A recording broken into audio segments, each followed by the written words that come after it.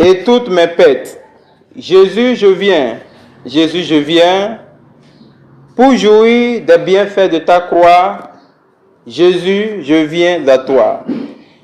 Je quitte mes chagrins pour ta gaieté, les orages de la vie pour ta paix, la détresse pour des chants d'allégresse. Jésus, je viens à toi.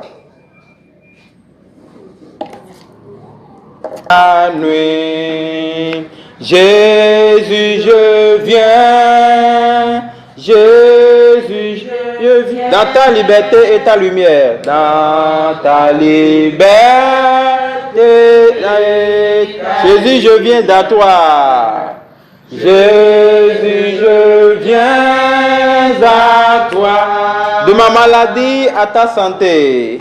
De ma maladie à ta santé, de tous mes besoins à ta richesse, de tous mes péchés à ta justice. Jésus, je viens à toi. Quelqu'un vous a dit de ne pas chanter, hein? Je quitte mes échecs et toutes mes pertes. Je quitte mes échecs et toutes mes... Jésus, je viens, Jésus, je viens. Jésus, je viens. Jésus, pour jouir des bienfaits de ta croix. Pour jouir des bienfaits de ta croix. Jésus, je viens à toi. Je quitte mes chagrins pour ta gaieté. Je quitte mes chagrins pour ta gaieté. Les orages de vie pour ta... La détresse pour des chants d'allégresse. La détresse pour les chants d'allégresse. Jésus, je viens à toi. Je quitte mon orgueil et mes ennuis. Je quitte mon orgueil et mes ennuis. Jésus, je viens. Pour jouir, pour demeurer dans ta volonté. Demeurer dans ta volonté. Jésus, je viens. Laissant-le-moi pour ton grand amour. Laissant-le-moi pour ton grand amour. Le désespoir pour la joie. Je prendrai l'envol comme une colombe. Je prends l'envol comme une colombe. Jésus, je viens à toi.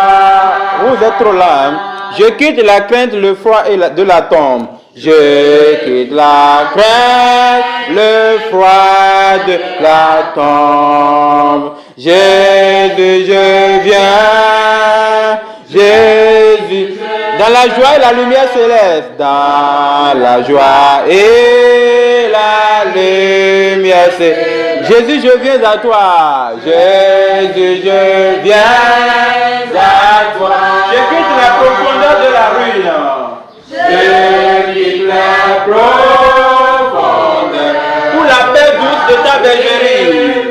Pour la paix douce de ta bergerie. Et pour contempler ta face glorieuse. Et pour contempler ta face glorieuse. Jésus, je viens à toi. Amen. Nous allons nous asseoir pour le temps d'enseignement.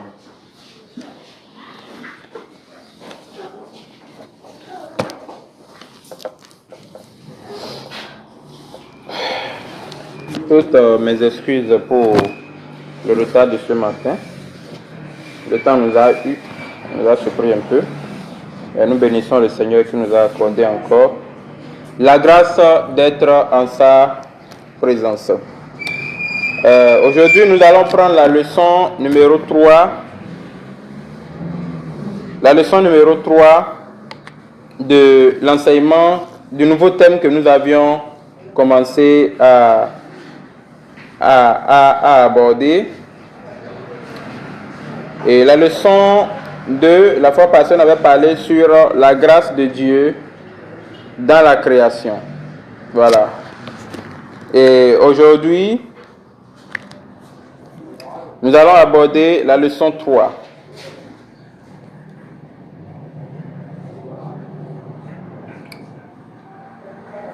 La leçon 3 a pour thème, a pour titre la chute de l'homme et ses conséquences.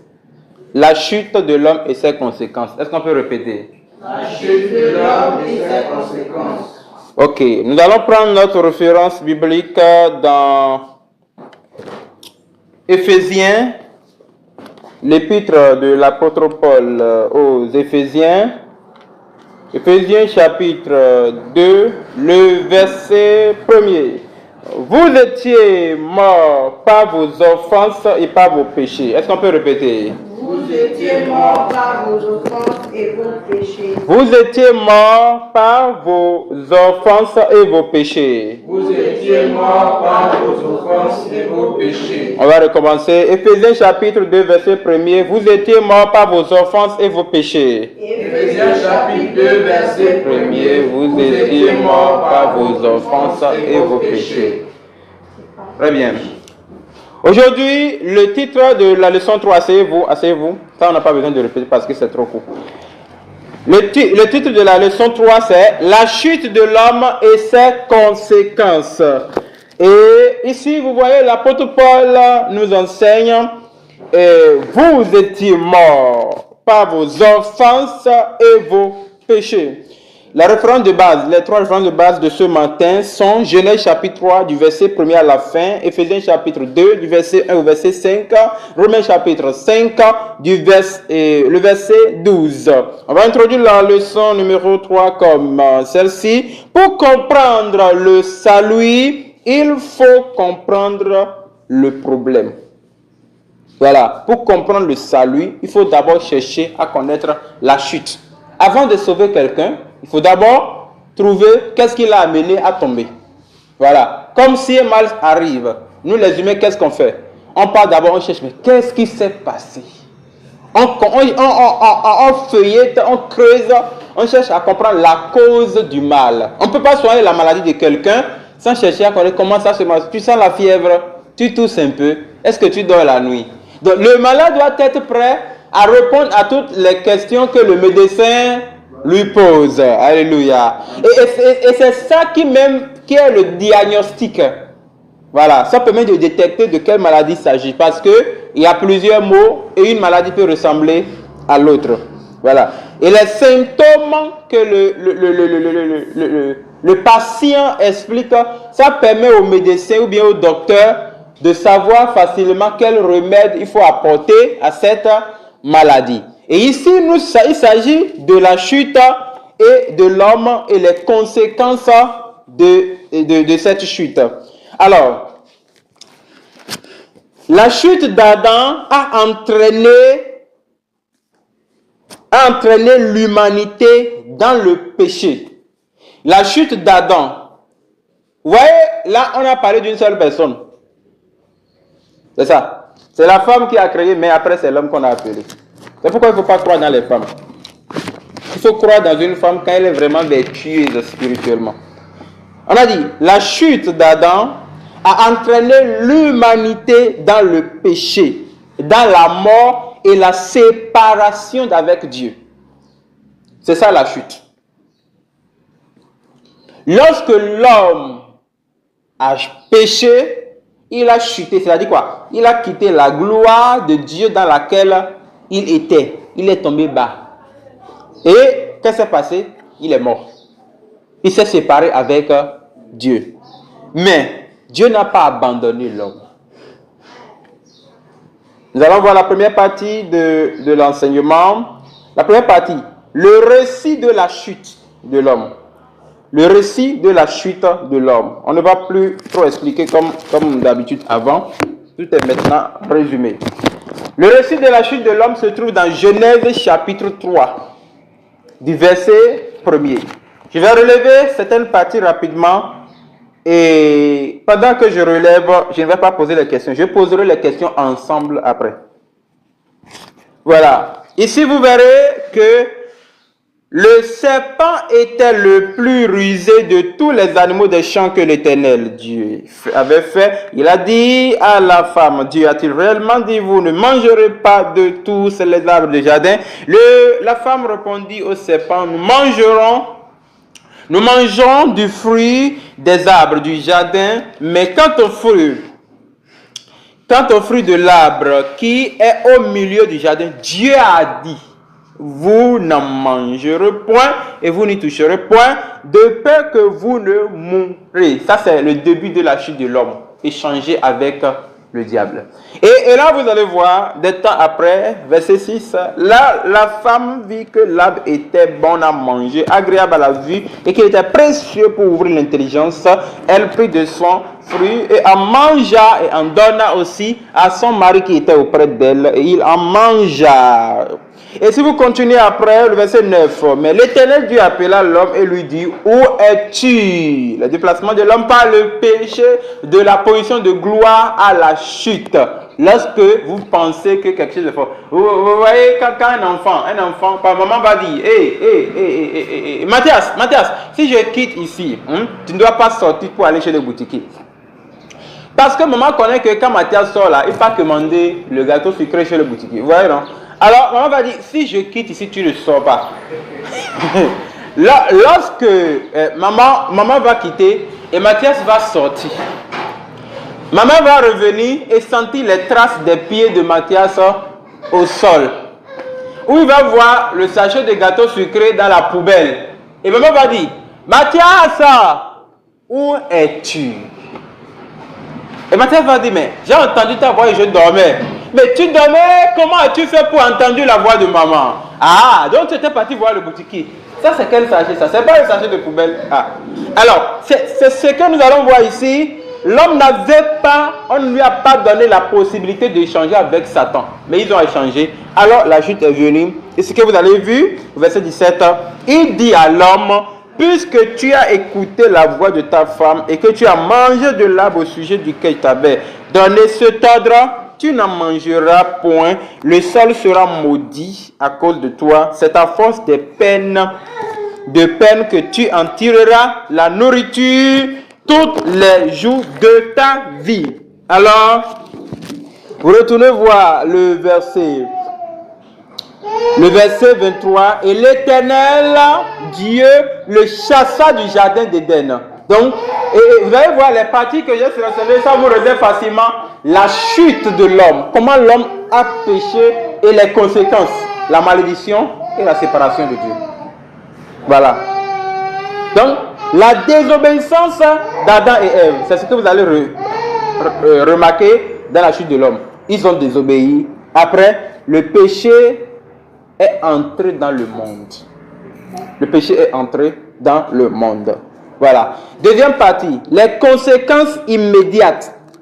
Lorsque l'homme a péché, quelle a été la conséquence? Quelles sont les conséquences immédiates qui ont commencé par se manifester en même temps? Première conséquence, nous avons la peur. Deuxième conséquence, nous avons la honte. Troisième conséquence, nous avons la rupture avec Dieu. Ils ont rompu leur relation avec Dieu. Et là, vous pouvez voir, qu'est-ce qui détruit les relations? La désobéissance. Relation entre Dieu, relation entre les hommes, relation de profession, au travail, qui vous êtes avec quelqu'un, relation même dans le mariage, relation, n'importe quelle relation, la destruction, c'est la désobéissance. Voilà. Et rapidement, on va voir la partie numéro 3, qui est la mort spirituelle. Voilà. Quand ils ont péché, la mort spirituelle est apparue. On va vérifier dans le livre de Éphésiens chapitre 2, du verset 1er au verset 5. Vous qui étiez morts par vos offenses. Là, vous avez remarqué, lorsque Adam et Ève ont péché, qu'est-ce qui s'est passé? ils ont connu la mort. Même si nous pensons qu'ils ne sont pas morts instantanément quand ils ont péché, même si nous pensons qu'ils ne sont pas morts instantanément quand ils ont péché, mais nous voyons que la Bible a dit, le jour où vous en mangerez, vous mourrez. Alors, que le diable ne nous trompe pas, mais est-ce que quand ils ont mangé, ils sont morts? Non, ils ne sont pas morts. Ils ne sont pas morts. Mais qu'est-ce qui s'est passé après? S'ils ne sont pas morts, ils sont morts. En même temps qu'ils ont mangé, ils sont morts. Vous devez remarquer, quand ils ont mangé l'arbre là, leurs yeux sont ouverts. Ça, c'est un signe de mort. Ils ont fui, ils ont quitté la place où Dieu les avait mis, ils se sont déplacés. Hein? Ça veut dire qu'ils se sont séparés de la présence de Dieu. Être séparé de la présence de Dieu est la plus grande mort. C'est pourquoi, quand la trompette va sonner, ou bien quand le Seigneur va revenir, ou quand quelqu'un va mourir, hein, la colère, la plus grande colère de Dieu qui attend cette personne, c'est la séparation éternelle avec Dieu. C'est ça la colère de Dieu. Oui, vous devez le savoir. Même si vous menez une vie chrétienne aujourd'hui, vous ne vous approchez pas de Dieu dans la prière, dans la parole de Dieu, ne vous en faites pas. Ne vous en faites pas. Tu es déjà séparé de Dieu ici. Tu vas consommer le reste après ta mort. Parce que celui qui n'est pas avec Dieu de son vivant, c'est pas après la mort qui sera avec lui. Alléluia. Amen. Je dis, hein, toi, tu ne viens qu'en présence de Dieu que quand tu viens au culte. Ok. Tu ne trouves pas de temps pour, comment dirais-je, pour méditer la parole de Dieu, pour prier. Alors, qu'est-ce qui prouve que c'est après ta mort que tu vas trouver le temps de dire, Dieu, je suis maintenant là. Non, c'est pas possible.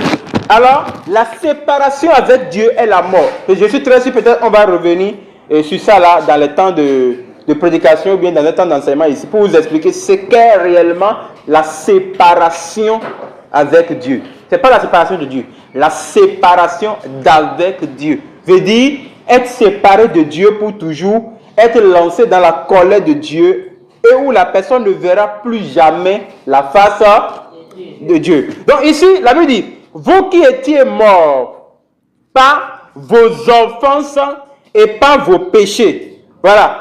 Donc ce qui nous tue, c'est la séparation avec Dieu. Ce qui tue l'homme, c'est le péché. C'est le péché qui tue l'homme. C'est le péché qui sépare l'homme, qui l'enlève de la place qu'il occupe dans la présence de Dieu. Donc, la Bible dit, dans lesquels vous marchiez autrefois. Donc, entre-temps, Adam et Ève marchaient dans le péché. Nous-mêmes, on marchait dans le péché. C'est pas quand on est à Christ maintenant qu'on va se trouver comme on est si important. Non. On est actuellement aussi des pécheurs, mais des pécheurs pardonnés. Oh. Donc, selon le train de ce monde, selon le prince de la puissance de l'air. Là, vous allez voir que c'était pas Satan. Le serpent, c'était pas Satan. C'était le prince de la puissance de l'air. Voilà. C'était la reine du ciel. Et il dit, de l'esprit qui agit maintenant dans la vie de la rébellion, nous tous aussi, nous étions de leur nombre. Vous voyez, nous-mêmes, nous marchions dans la séparation avec Dieu. Que ça soit petit, que ça soit grand, sont séparés de la gloire de Dieu, selon Romains 3, verset 23. Et ici, il va filer en même temps, il dit, verset 5, nous qui étions morts par nos offenses. Vous voyez, cette référence a été répétée plusieurs fois dans cette petite partie. Donc, c'était la mort spirituelle. Ce n'était pas la mort physique. La partie numéro 4, la transmission du péché. La transmission du péché. La transmission du péché veut dire quoi? Le fait que Adam et Ève sont des pécheurs, tous les humains sont devenus pécheurs. Ce qui est là, c'est pour vous dire que le péché a été transmis spirituellement, émotionnellement et physiquement. Transmis du corps, de l'âme et de l'esprit. Et ce qui nous revient ici, il faut que nous puissions comprendre que dans le péché, il n'y a pas petit, il n'y a pas grand.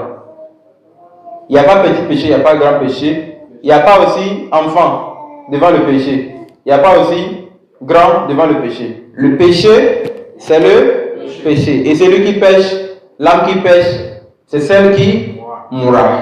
Alors, la transmission spirituelle ici, selon Romains chapitre 5, le verset 12, nous allons remarquer ce que l'apôtre Paul va nous enseigner ici. Il est écrit, c'est pourquoi, comme par un seul homme le péché est entré dans le monde. Vous voyez, non? Au début, on avait dit quoi? Le péché d'Adam a mis toute l'humanité, a séparé toute l'humanité. Voilà. Donc, c'est comme par le péché d'un seul homme. C'est pourquoi, comme par le péché d'un seul homme, par un seul homme plutôt, le péché est entré dans le monde, et par le péché, la mort ainsi. Et qu'ainsi, la mort s'est étendue sur tous les hommes. La mort a pris pouvoir sur tous les hommes. La chute de l'homme, les conséquences. Parce que tous ont péché. Cette partie-là, c'est la deuxième fois que vous allez voir dans Romains. Tous ont péché. Car tous ont péché, sont pécheurs. Ici, vous allez voir, parce que tous ont péché. Voilà.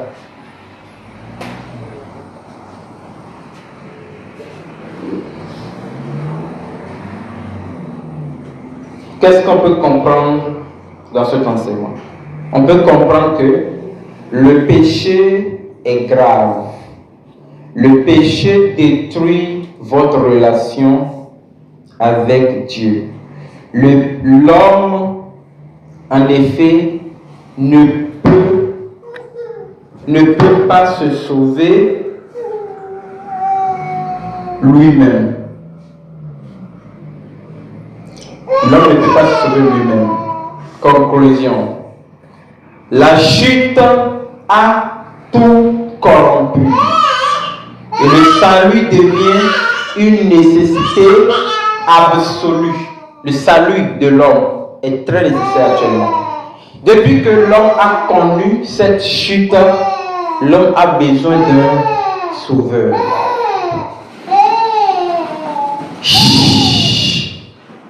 L'homme a besoin d'un sauveur. Parce que cette chute aurait prouvé à l'homme que l'homme ne verra plus jamais dans sa vie le visage de Dieu. Avant, l'homme voyait le visage de Dieu. Parce qu'il avait une partie de Dieu en lui. Mais actuellement, l'homme ne pourra plus voir le visage de Dieu. Pourquoi? Parce que le péché est grave.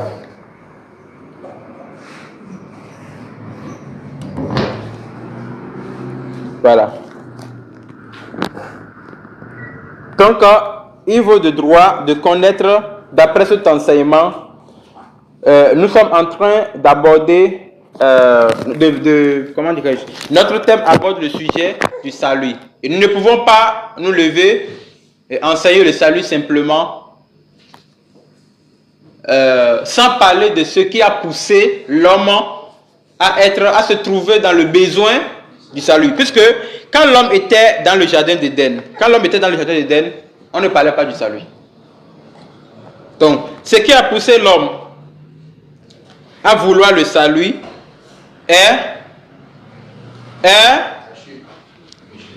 la chute, la désobéissance. C'est la désobéissance qui a amené l'homme à se retrouver à une position où il crie maintenant: au secours, au secours, au secours, qui va me sauver? Et quand vous êtes en train d'évangéliser à quelqu'un, quand vous vous retrouvez dans une séance d'évangélisation, vous évangélisez à quelqu'un, n'oubliez pas cette partie. On ne se lève pas pour dire à quelqu'un: réponds-toi, sans lui parler de tu étais pécheur.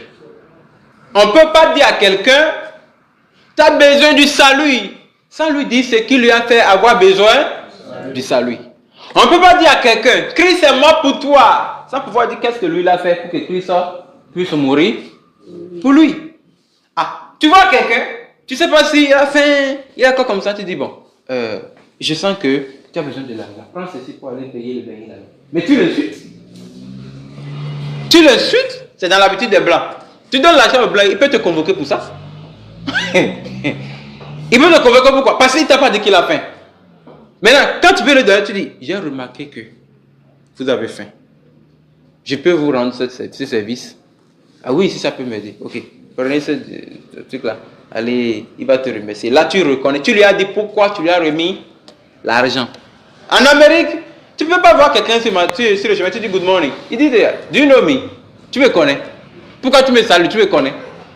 Pourquoi? Parce que il faut que tu le connaisses d'abord. Et tu as quelque chose à voir avec lui. Ok, quand tu lui dis bonjour, ça veut dire que non. Il te dit, you know me? Oui, I know you. Si tu te demandes, do you know that? Tu me connais? Oui, je te connais. Tu me connais où? La fois dernière, on s'est rencontré telle chose, on avait tel problème. Ah oui, you know me, how are you? Ok, là c'est bon. Mais tu le retrouves chez lui, tu dis, good morning sir. Il te dit, do you know me? Toi-même, tu penses que les valeurs d'Afrique, là, on apporte ça en Amérique? Non. Et c'est la même chose ici, dans la parole de Dieu. On ne peut pas prêcher le salut ou surtout la nouvelle naissance à un païen ou à un soi-disant chrétien sans lui prouver l'ancien, non? Nous sommes venus vous parler de Jésus. Jésus. Parle-lui d'abord de Satan. Avant de lui parler de Jésus, parle-lui de Satan. C'est très intéressant. Tu ne lui prêches pas Satan, non. Parce que si tu lui parles forcément de Jésus, c'est qu'il y a forcément un contraire de Jésus. Montre-lui le rôle que Satan joue dans la vie d'un homme. Et ça peut aider cette personne maintenant à comprendre que, ah oui, je vois. Donc, si Satan a pu faire ça maintenant, qu'est-ce que Jésus lui vient faire dans l'histoire? Ça va lui permettre, comment on appelle, de faire la distinction, de comprendre la raison pour laquelle tu viens lui prêcher l'évangile. Voilà. Donc, la chute a tout corrompu et le salut devient une nécessité absolue. Quel résumé pouvons-nous tirer de cet enseignement? Le péché est une rupture volontaire avec Dieu. Ne dis pas, je ne savais pas pourquoi il a fait ça, c'est faux, tu connais. Tu connais. Adam ne peut pas dire, je ne savais pas c'est que ça, j'ai fait ça. C'est faux. C'est faux. Je ne savais pas. Arrête de pleurer, ça c'est l'âme de crocodile. Deuxième point, le péché entraîne la mort et la séparation. Troisième point, l'homme a besoin d'un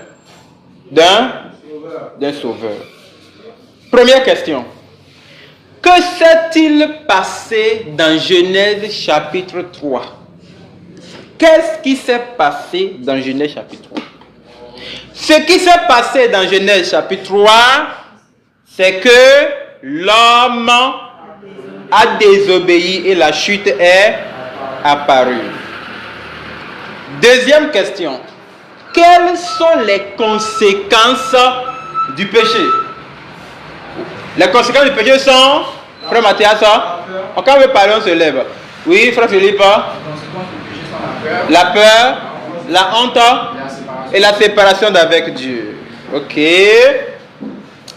Je pense que je vais m'arrêter parce que... Ok, troisième question. Pourquoi l'homme est-il incapable de se sauver lui-même? L'homme est incapable... Oui, ça est ça? L'homme est incapable de se sauver lui-même parce qu'il a... Selon l'enseignement, l'homme est incapable de se sauver lui-même parce que tous ont péché. Tous sont séparés de Dieu. Nous tous, on est des aveugles. Et toi, tu es aveugle, tu viens dire que tu vas nous sauver. Mais ce serait pire. Voilà pourquoi chaque fois quand l'homme essaye de vouloir trouver des solutions pour se sauver lui-même, il part de chute en chute. On va répéter la référence du verset à mémoriser et nous allons nous arrêter pour une pause de 10 minutes. On n'a pas le choix. Romains chapitre 2, verset 1er et Éphésiens chapitre 2, verset 1er. Vous étiez morts par vos offenses et par vos péchés. Vous étiez morts par vos offenses et par vos péchés. On recommence. Éphésiens chapitre 2, verset 1er. Vous étiez morts par vos offenses et par vos péchés. Vous étiez chapitre 2, verset 1er. Vous étiez morts par vos offenses et par vos péchés.